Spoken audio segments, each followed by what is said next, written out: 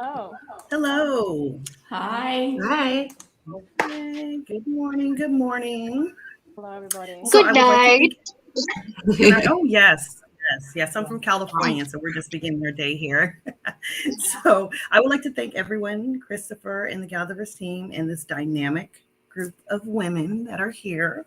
And we will be discussing bias and discrimination in technology. So let's start by introducing ourselves alphabetically. So Alicia, would you like to begin? My name is Alicia or Alicia. It really is diverse depending on which language you speak, and I'm welcoming that. And so I am the founder of Sesh Creative. We are a group of ethnobotanists and digital dreamers who exist at the intersection of organic and digital technology. And what I do is design research and strategy and also develop immersive experiences for education and public interaction. Thank you.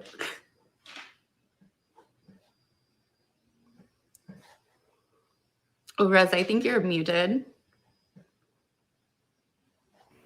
Deborah, would you like to introduce yourself, please? Thank you very much. Hi, everybody. I'm Deborah Thompson. I am president and founder of One Health Lessons. We are a nonprofit that inspires children and adults around the world to value the connection between our health and the health of the environment, animals, and plants. And we do that by using high quality education through technology. Ms. Binta, would you like to go next?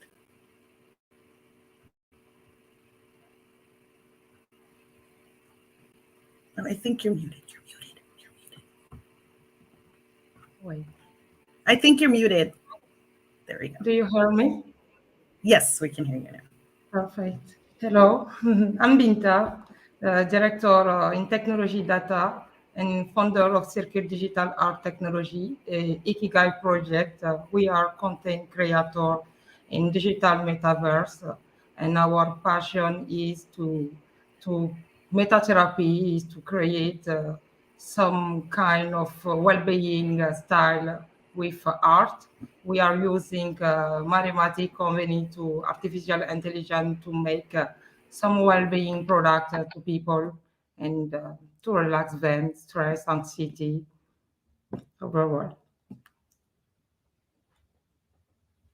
think that's all. Amélie, welcome. Sorry. Hello, would you like to introduce nice to yourself? meet you, everybody. So I'm Amélie. Marketing manager. I work with different brands to help them to shift from Web 2 to Web 3 and to understand how the social media ecosystem works and how can we improve through technology and, of course, metaverse and inclusivity. Amélie? Hi, I'm Emily. I'm the creator of It'll Be Alright. My work is founded on inspiring the individual and empowering the individual to tackle collective issues. My research and work looks at the connectivity between algorithmic bias and subconscious bias and looking at how the decisions of programmers are influencing the recommendations put forward to users. And Miss Jess. Hey, I'm Jess Friday. I'm autistic and I have ADHD, and I work with other neurodivergent people through a company called Village, where we sort of cooperate in order to overcome inherent systemic discrimination against us and our invisible disability. And so I'm excited to be here. Thank you. Lynn. Hi guys, my name is Lynn Gitau. I'm from Nairobi, Kenya.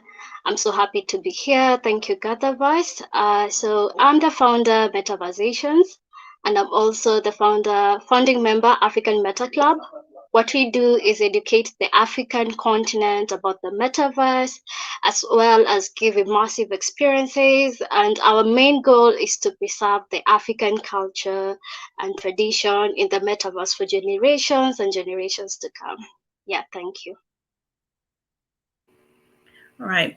Hello, my name is Rose, and I am the Africa Director for GatherVerse. I also work in social services, and I do assist the disabled and the mentally ill. And prior to that, I was in sales and marketing roles for large companies, and I was also in education. So before I begin, I wanted to bring some awareness, and this has to do with a study that I embarked on by MSP Radio, which published in their diversity report that only 21% of the women in tech business, 1.8% Black, 8.6% all other, and 89% white male. So I think this is the best way to segue into our first question, which is, how has technology played perpetuating and amplifying bias and discrimination in society? And we also want to include in that not just the perpetuation of existing biases, but also touch on artificial intelligence algorithms. All right, so who would like to start that? Alicia.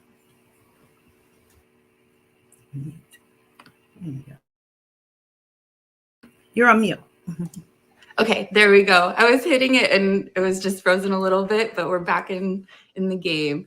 So, I think where we're at is digital technology can only mirror what we already know.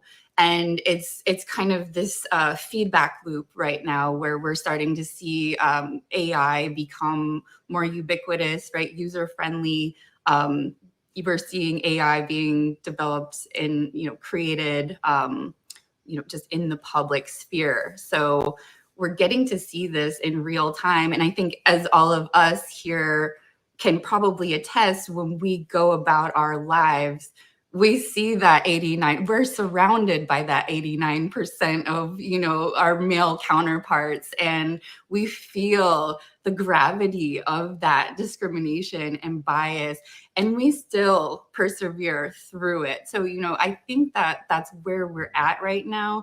And, while tools like AI and machine learning are novel, they're really only amplifying these effects of bias and discrimination right now. And so this is why we're all here, right? So because we're saying we're paying attention and we're noting this, and we need to kind of remedy and kind of figure this out before it starts to also replicate in the virtual space that just dominance of the white male culture. Binta, would you like to add to that as far as your experience in business side? Do you hear me? Do you hear me? It's okay? Yes, we can hear you. Yes. Okay, on business side, if can I started before, we talk about bias, discrimination. I mean, this part is depend of perception. Bias depend of people perception, and each of us is different. And this is our world, if can I say that, make our world so rich and complex. And it's the same vision when we are in an organization, because we cannot find in general two people who can, see the world in the quick same way, and we are trying, to don't reproduce, okay, bias, because if you take the past generation, the generation, we are a lot of limitation as human. We are not perfect, okay. And in organization vision, in global vision, today they are trying, to build, okay, some kind of analytical methodic can I say that? Based on machine learning, it is a behavior analytic, mathematical scientific method, okay, to try to know the user and the user intention, okay, some kind of prediction, okay, and to build today or design a technology or an application, company in general try to target, okay, customer or end user needed or expectation before to build, okay, and to propose the good product. Is depend of the strategy of the company and vision to propose a product, okay, a diversified product, or if you want, okay, or to try to similar just a group, okay, is depend in general. And we are trying in general to working in this part and to try to find some equity, okay, but the most important thing is the problem, not the problem don't come from algorithm or artificial intelligence, because it's human who is building that, and we are working on ways to don't reproduce, because with globalization we are asking of a lot of data in technology information. We can access to a lot of culture, try to know different customer, okay, and this new method of analytical compartmental, this part to trying to, okay, find some perceivable intention for the user. It is, for me, I think it is a revolution, but we need time, okay, in technology to, to explore, because it's a new way. A lot of companies using that to transform their product and to target a new customer, but it's a new way. We need to explore more and more. I think that is. Thank you. And Jess, yes, you mentioned you had autism. Please add to this conversation. Yeah. This is we can leave that part out for right now, but I want to speak to what Alicia and Binta were saying, which is just to reflect back that it is really not technology. Technology is a tool, it's people. And Binta, you were talking about the drive to, basically capitalism. And I just wanted to point out that the human behavior, when we look for these solutions to this huge imbalance we have in our world, the problems, just like the statistics you mentioned, Rose, are just mind-blowingly sad what that power imbalance is, and it can feel disempowering to look at it. But when you look at neuroscience and psychology and how people actually work, we can start to form solutions, because it's actually really simple. People operate 95% on subconscious autopilot. I mean, no, if you didn't hear that statistics before, it's absolutely mind-blowing, but you can forgive yourself a lot for all those New Year's resolutions that you didn't keep, because once you're in a habit, you tend to stay in it. It's inertia, right? And that's how these systems work as well. Okay, so what drives these automatic behaviors? So everything is actually subconsciously a kind of strategy to get your needs met. Okay, basic needs, we can think of Maslow's hierarchy.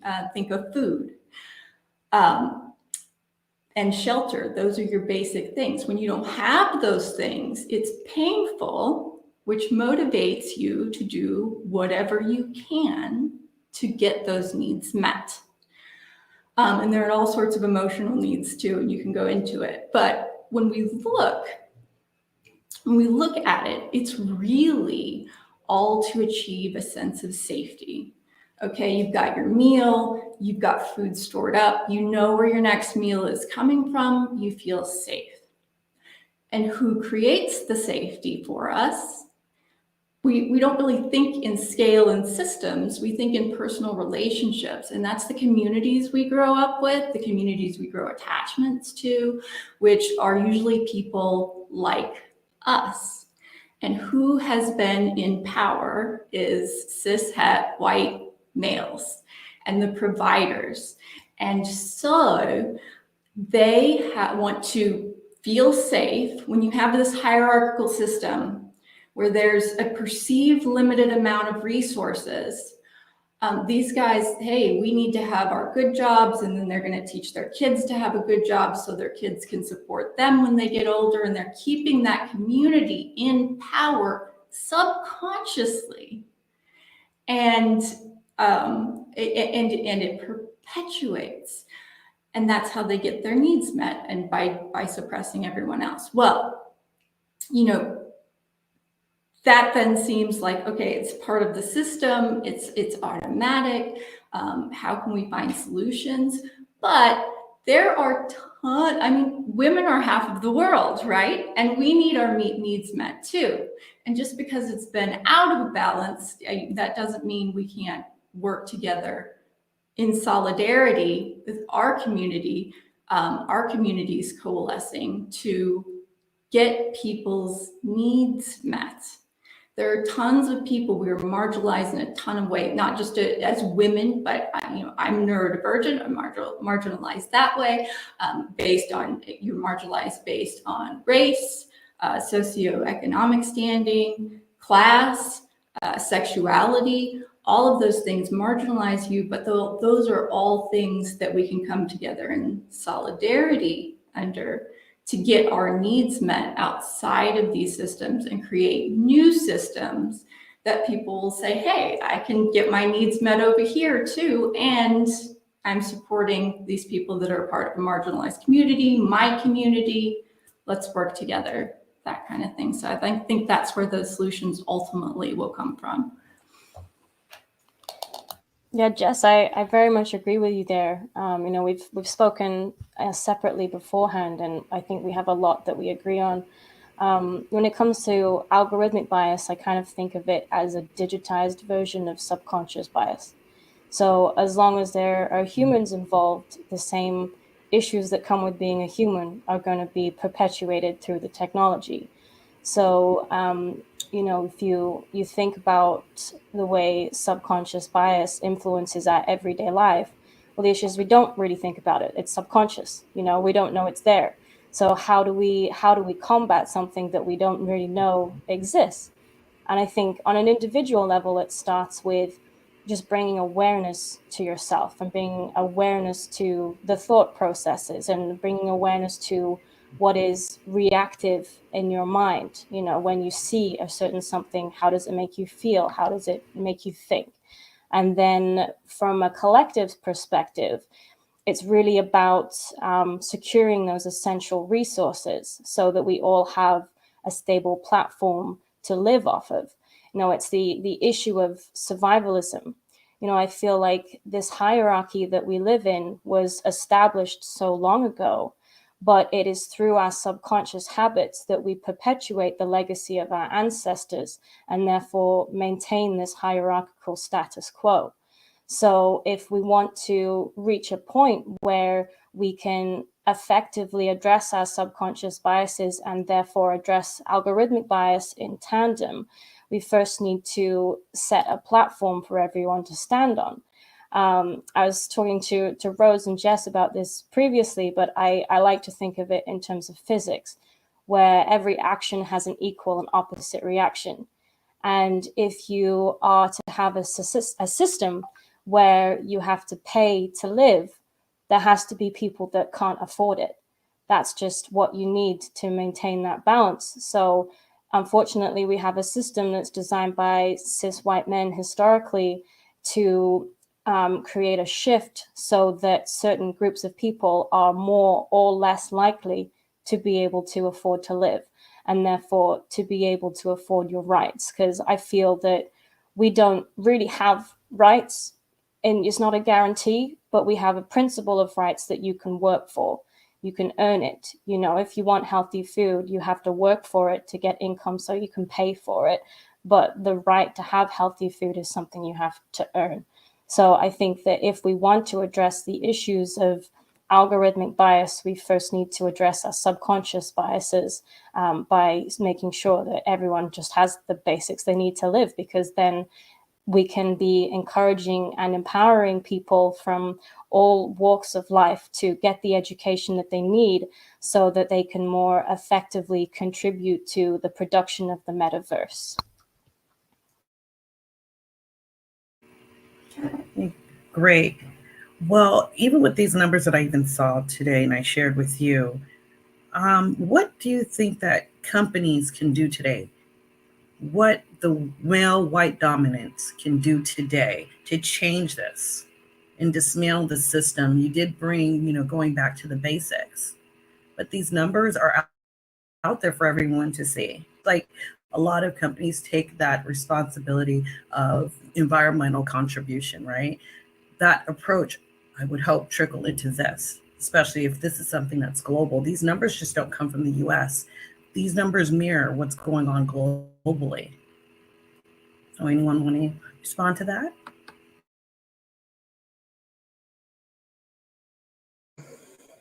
A global perspective after these 2 years of pandemic. And most of the company, they decide to hire like VP or diversity and inclusion manager, right? That's okay. But in that sense, there is a lot of VP of diversity who decide to quit their job because they can't handle the pressure for the whole company, for the whole employees. And they don't have a lot of perspective to achieve their goals when they are inside of the company. Meaning that they don't have budgets to work on relevant projects. They don't have support for the C-suite people. It can be the chief operation officer, it can be the CEO, it can be everywhere, everybody. And they don't have a lot of support from their team. So I think it's not a real solution. It's just a marketing aspect of the situation. But the reality is that the company, they need to refocus to the right people. They need to address a message to the right people. And they also need to invest in their team, because we just talk about technology in general. We talk about products. We build products. We build strong value, but we don't build purpose. That is the biggest problem in general. So for the global company, they need to, my point of view is that they need to refocus to people, because they just talk about the marketing aspect, about the diversity, inclusion, but they don't focus on people. And that is the big lack in my point of view. Great point. Yes, Lynn. Yeah, so maybe to add on to that, I think this is, as Emily said, it has been a system that has been programmed for the longest time. So finding a solution to will only not be a 1 minute thing or a quick thing. It will also take time. We have to understand things that are really deep rooted into our minds, that are already strongholds. It's so hard to break them down. So it will also take time. And I'm glad that we're having conversations like this, because these are the major steps that we're taking to pull down these kind of strongholds that we found that they were built by our ancestors. And also we should also acknowledge this thing is there.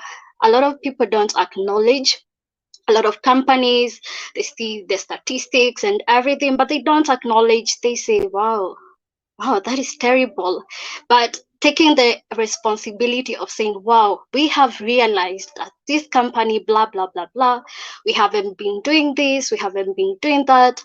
Our year's goal, maybe for this year, is to maybe include this certain type of people, is maybe to make measures to train more people from the marginalized communities. Such kind of small steps. We don't ask them to just do it at once. Let's just make baby steps, one by one. And then we can also teach our next generation. It's upon us to not let our next generation inherit what we inherited. So we have to take responsibilities as mothers, as parents. Learn to teach your kids, as small as they are. This is how the world should work. They shouldn't learn from the world itself, because the world is already corrupt. So it's up to us as nurturers, as people who already know what is happening, to start the baby steps to teach the young generation as well. So that when it comes to maybe 50 years to come, 30 years to go, when they're already adults and they're the ones who will be running the companies, they already now have a good foundation to do it and include anyone. Yeah, thank you. I do. Yes. Yes. Jess, did you want to add to that? Yes. Yeah, I definitely wanted to add to Lynn's, because I can give an example of something like actionable that we can do. And the story involves 2 cis white males, but still we can apply it to our marginalized groups too. So yeah, so everything looks like so big and insurmountable as as far as a system, but little actions. Here's an example of one. Okay, so this guy, Ben Whittle, has dyslexia. He's also a contractor.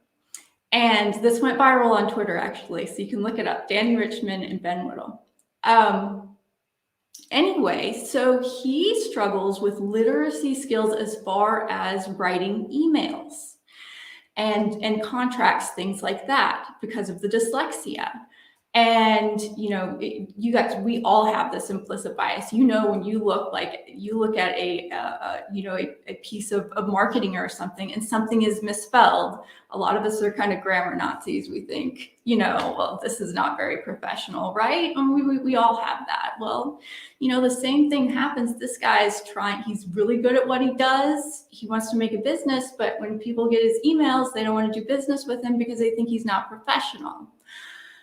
Well, he did a job for Danny Richmond and they became friends. He obviously did a good job because Danny Richmond was willing to be forgiving of this dyslexia, apparently, overcame that. Well, Danny became his mentor, and Danny happens to be a tech guy. And he looked at, okay, well, this guy's good at what he does, but he's not getting his needs met here. I'm a friend. I can help. I'm going to take 15 minutes for him to link ChatGPT to Zapier, to write Ben's emails for him, to rephrase it so it sounded professional. There were no spelling errors. And this ended up landing Ben like over 200,000 pounds in contracts after this.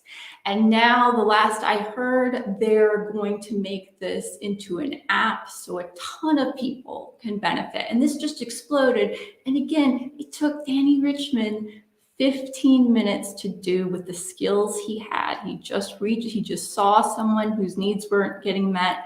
He looked at his skills, said, I can help. It's as simple as that. And it's huge. Thanks for sharing that story. Nice.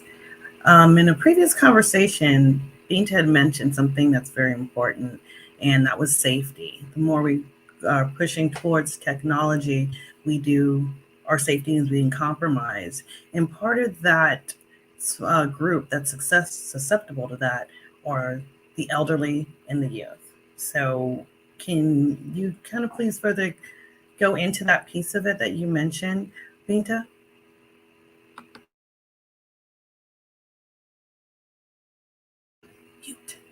You're on mute. It's okay now. Perfect. Okay, to protect some people because with internet, with digital, it's very complicated to to company to do the same time the job, to propose the product, but on the same time to protect people and to protect their system. Okay, and you mentioned, for example, the fact to have, for example, a job if you have some kind of dyslexia, handicap. Okay, for example, in Europe, we have a lot of, can I say, a law who can protect some minority, okay, and who, okay, obligate the company to offer a job, okay, to some minority. Several company, big companies, in general, big company, sign a regulation to make their company diversity inclusive, okay? And in data privacy part, we have, for example, the GDPR who protect, okay, people, personal data, but also in the company when we are recruiting some people, if there is some personal information and the people don't want to provide, or we can discriminate the people, we can in general make this data in the company private to forward some kind of mistake, for example, with, I don't know, with colleagues, because sometimes some handicap is not visible on the AA, and it is not all the time people has the chance to get a job in, for example, a big company. And very different law, for example, here in Europe, in general, there is a GDPR to protect people data. I think in California, you have a CCAC. For example, it is a California Consumer Privacy Act, and I remember that, who can protect also people data. Because today, if, for example, all of us receive already different email, different, okay, on our smartphone, also try to, okay, to usurpate identity, try to make some fraudulent, okay. And on the same time, people in security IT, in general, they are using artificial intelligence, machine learning to track this. On the same time, these people will try to access to your data. And it means it is a funny battle, okay, between two parties. And in general, we are trying, company are trying to protect people data and some minority. I want this can be global, okay, in all the world, okay, because there is a lot of country we cannot access that, okay. But if in general stakeholder can take decision to make more and more, because as I said previously, in technology we have different culture, different people coming from different country, and these people need to work together to propose a product for a diversity, or okay. And stakeholder need to understand, as I say, people have their own bias and limitation, and we need to have more tolerance, more compassion to try to understand and to, forward our own mistake, our own bias and limitation, and to try to propose to the next generation something we can reflect the reality of our world. Okay. Thank you. You touched on empathy, which is very, very important, especially when it comes to inclusion. And so let's go into social media platforms and how can we use them to contribute in spreading the bias that's currently going on, that has been going on. Emily, you want to touch on that? Yeah, I can talk about that. Obviously with social media, we know that there are recommendation algorithms that are designed to provide us with more content that is reflective of our history. So we have these programs that look at what we have done and then try to offer us things that it thinks that we will like, which is great, but there are obviously problems with that. And part of that is these feedback loops, where you have the program is constantly recommending you similar things, for example, and then this will then overtake the majority of the content that you're seeing. So this can then lead to sort of parallel loops in your mind where you have the same ideas, the same content, and the same visuals and same images that are constantly being shown to you, but in a slightly different way. So when you see it, you might think, oh, this is new, this is exciting, but it's actually the same base idea presented in a different way. And this can then lead to what I call concentrated thinking, or like a narrow mindset, or even extremist thinking, where you're constantly being shown the same things.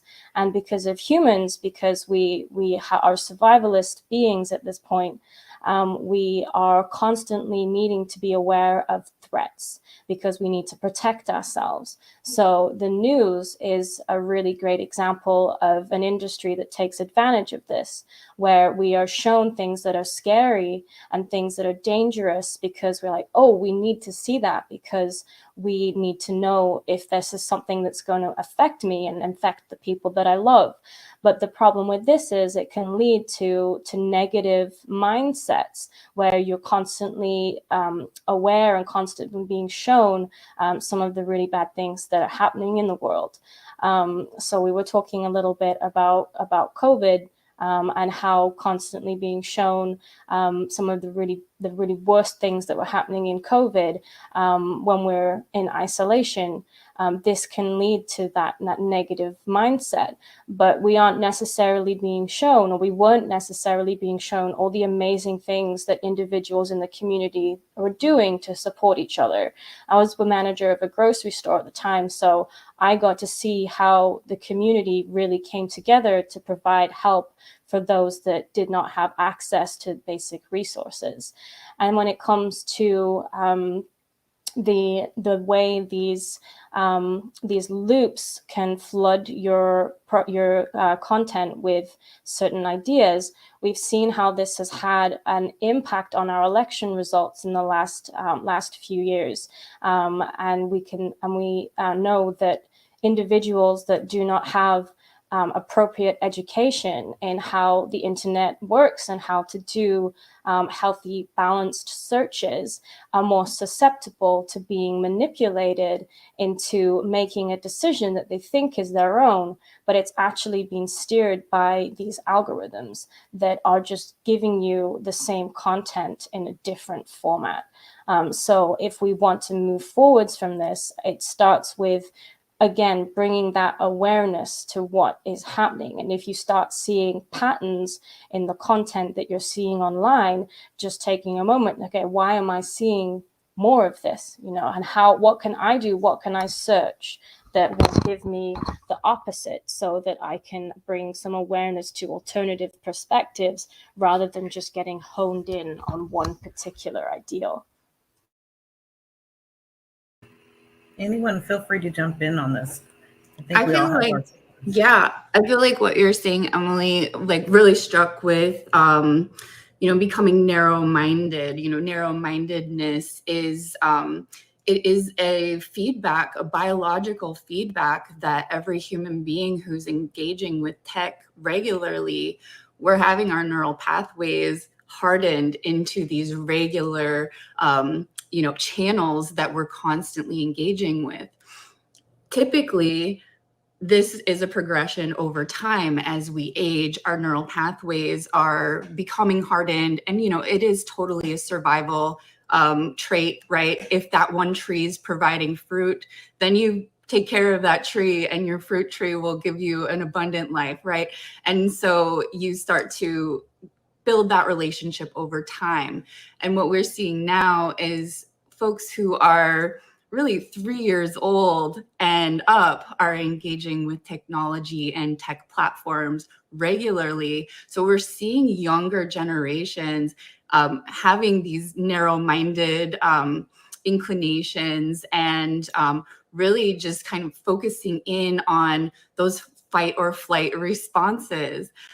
This is where I really like to bring in that organic technology. So organic technology, I think our brain is organic technology. I think everything in nature that we can interact with, that we create a symbiosis with, that's organic technology. And I see there's a lot of opportunity, especially in the social media space, to really learn from those systems of nature. But then also one thing that I have hope for the immediate future is access to our own data. Because imagine if you could personally see all of the activities which are creating bias or discrimination. If you could physically get that feedback and read, or even have something that is in your environment, maybe if you're being a positive person contributing to a healthy lifestyle, your plant grows, right? Your fruit tree blossoms. And if you're being kind of, focusing into these doom and gloom, or even further being a nefarious actor in the digital space, then those consequences kind of come back. But you can see that digital feedback. And, this is where I see that there's real opportunity in this social space, especially when we're looking at data too. Yes. Go ahead, Lynn. Okay, so on social media, well, for me, that is such a huge topic actually, because I have experienced the good and the bad of social media, and we all have. So when it comes to social media, I have a background in mass media, communications, public relations, publicity. That was my career before I joined tech. And social media is the new media, is the new TV, is a new channel for communication to a lot of people. And with all that has transpired to all these, we have seen, personally, I have seen a lot of bias when it comes to how negative news are reported on social media. And there is this aspect of power dynamic. I remember just mentioning it. The one with the numbers, the one with the biggest numbers gets to control what is being shown out there because of algorithms. They favor people with big numbers. The more the followers you are, the more the blue ticks you have in your social media accounts, the more influential you have. We even now have a name for people who are influential in social media. We now call them influencers, and they all have blue ticks, and you will see them every time they post. They have this massive number of people commenting, liking. The more people are active on their posts, the more it goes viral. So what if this particular influencer posts something that is biased, an information that is not verified, you cannot account for, and it cannot be traced? Is it true or not? What if this person does that? It will spread virally. And the truth, sometimes, majority of the times, the truth is not said on social media. I have seen news about my continent and the places we live, the things that have been reported by mainstream media on their social media handles. And sometimes I'm like, what? Me? Is this really happening here? You are in the same location. You're like, me? What? And whatever the world is thinking about you, it's not what is happening on ground. And for me, who knows the truth, I don't have so much influence on social media, so I can just put out my opinion and say, hi guys, this is not the situation. This is just a bias or something that just happened for a minute, and it blew out of proportion. So when it comes to social media, the power also lies on the one who has the largest numbers of followers, or the ones who have the biggest following or influence.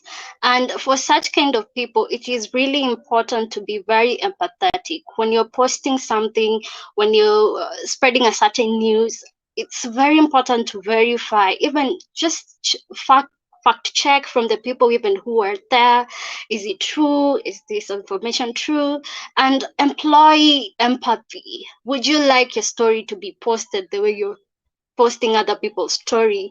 Would you like you yourself being depicted the way you are depicting other people's stories? We have seen a lot of very obscene images on social media, and they're not really impressive. It's not something that you'd like to show your kid, not something that you'd like to show your parents or someone around you, because they're very obscene.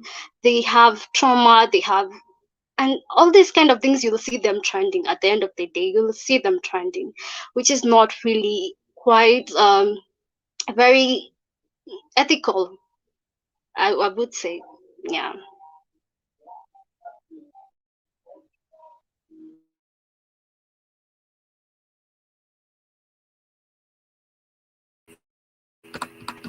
Sorry, unmute. So Amélie, would you like to add to that as far as the empowerment and uplifting marginalized communities and how organizations you feel can help and contribute to that?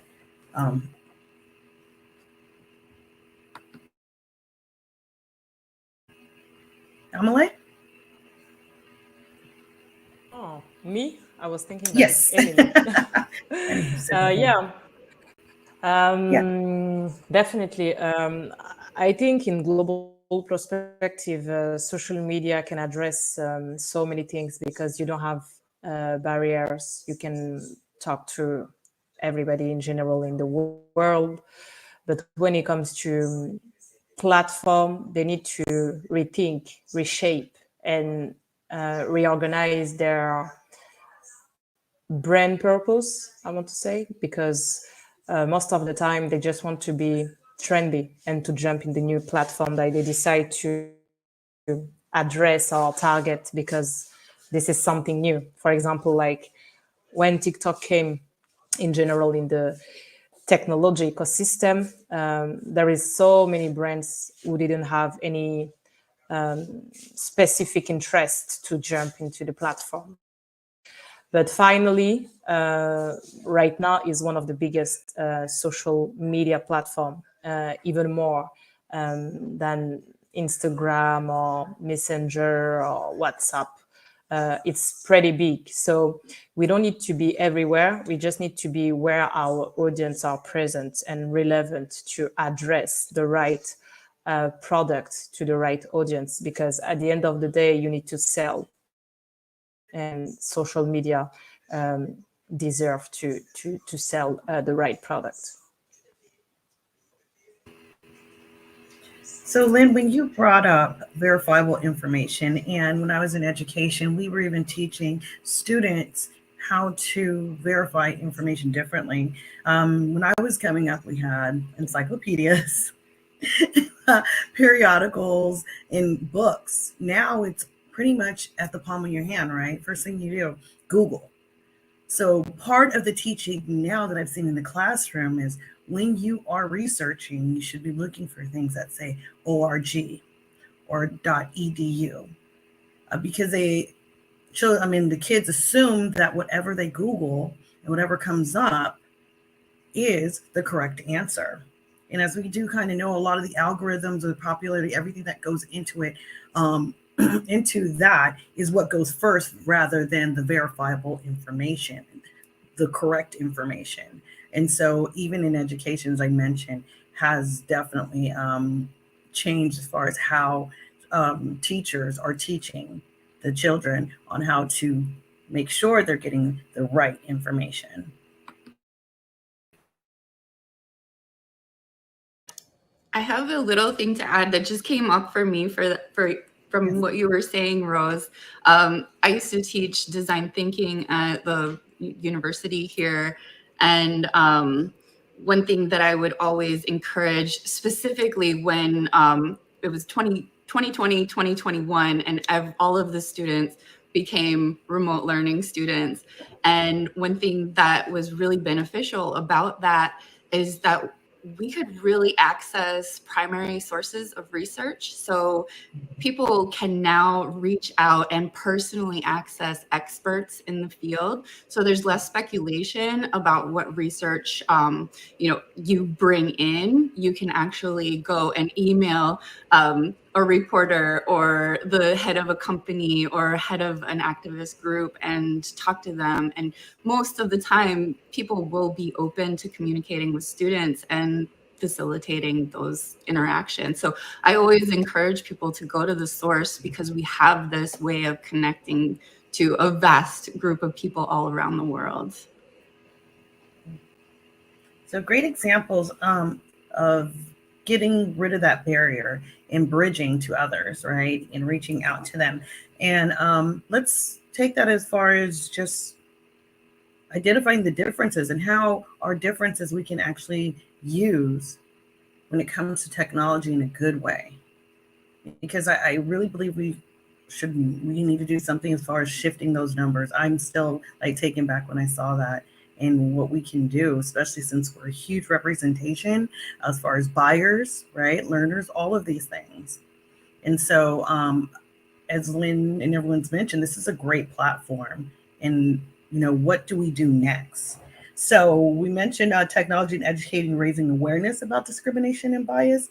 So let's kind of even go back to the accountability part, social media. How can we hold it? Because even in social media, we're part of that, right? Can't just put that all on the companies and corporations. Anyone want to take that on?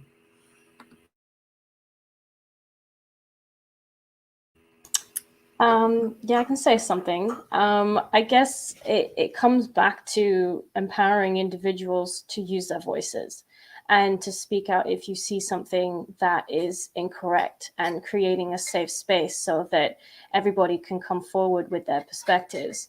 Because obviously bias has the impact that it does have when we rely on a limited perspective.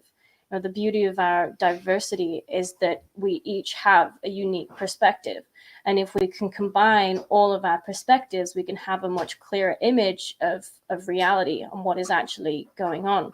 So if we want to create a system, whether it's a social system or a digital system, where we can limit the amount of bias that's having a skewed impact on what we do and what we think and what we say, I think we need to, you know, establish some kind of series of checks and balances where we can empower as many individuals as possible to feel confident speaking out when they see something that's incorrect.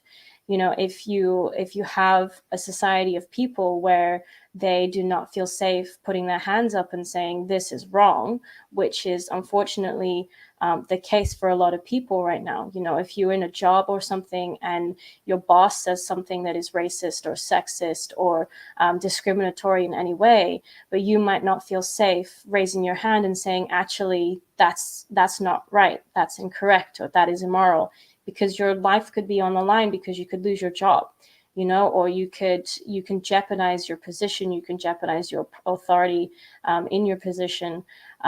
So this again comes back to resources and providing the basic needs, where if you as an individual will be protected, if you have what you need to survive, then this empowers you as an employee to be able to speak out and say that something is incorrect, because you know that if anything goes wrong and for some reason you're forced to leave your position, you can do so safely, and you will be able to provide the basic needs to your family.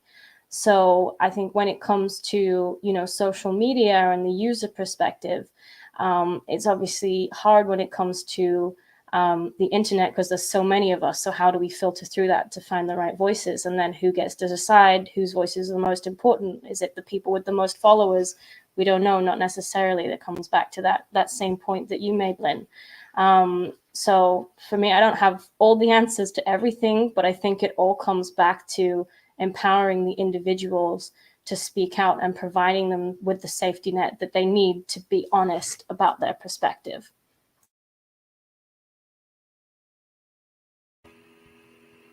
Yes, there is a term that I never knew about, which neurodivergence, that Jess brought up. If you can kind of a little bit expand on that for me, please. Neurodivergence just means that we are wired differently. Typically, it is ADHD or autism are two of the big ones that separate us. I just wanted to expand on what Emily said, just a little bit about that empowerment. So we kind of, and actually this is a great segue, because the neuromajority, neurotypicals, have built the world and the systems that we are currently living under as the majority. And this is a source of much suffering for neurodivergent people who, with that invisible disability, like a social interaction, it's just like the dyslexia thing. People discriminate you without even knowing they're discriminating. And so this is a product of the system. No one is doing it intentionally. We're all trying to meet our needs. But I would even say, not so much as holding this current system accountable, you know, what movement through history has happened, has created real systems change by petitioning the oppressive force, the oppressive system. It has never happened. What we need to do is to empower people to build new systems that meet the needs of marginalized people, of women, of people of color, of neurodivergent people, of disabled people, queer people, people who are just in a poor socioeconomic status as actually one of those things. And this is how social movements start. Start there, creating something new, meeting the needs of people who are discriminated against and oppressed. Well, I want to say thank you, ladies, and thanks for everyone who joined us. And I want to leave us with this quote from Maya Angelou. I learned that people will forget what you said. People will never forget how you made them feel. So may our gather be well, and thank you, ladies. Thank you. Yeah. Okay.